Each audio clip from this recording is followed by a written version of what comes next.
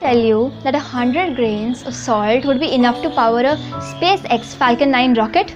You wouldn't believe me, right? Well, you shouldn't, because this will not be just salt, this will be anti-salt. When you think of antimatter, what comes first into your brain? Well, antimatter, right? Take an atom is made up of protons, neutrons and electrons. Now, in an electron, let's just change its charge, not its mass, just its charge, and you've got yourselves a positron. Similarly, you have antineutrons and antiprotons. These are all antiparticles that make up antimatter. Now let us take a look at the history of antimatter. The modern theory for antimatter began in 1928 with a paper by Paul Dirac. Dirac realized that his relativistic version for the Schrodinger's wave equation predicted the possibility of anti-electrons.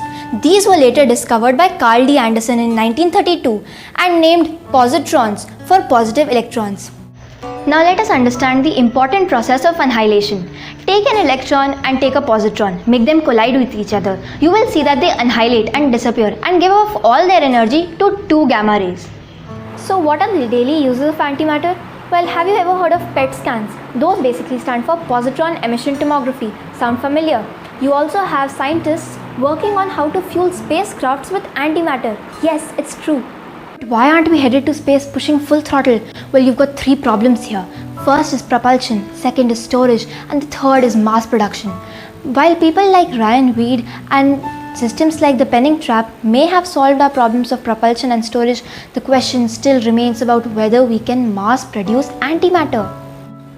Scientists at CERN in Switzerland have produced antimatter in many experiments.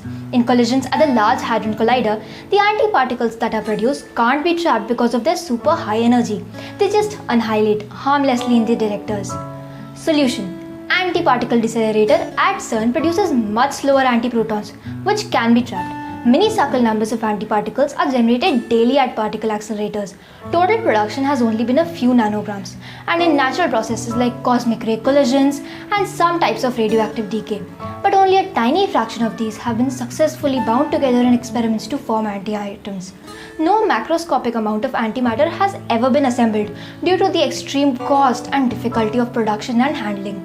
There are still thousands and thousands of mysteries surrounding antimatter, whether they will fall up or down, or whether there is actually a particle that constantly morphs between matter and antimatter. These are just a few examples of the thousands of questions of science. That is why I love it. Hope you enjoyed this video. Bye.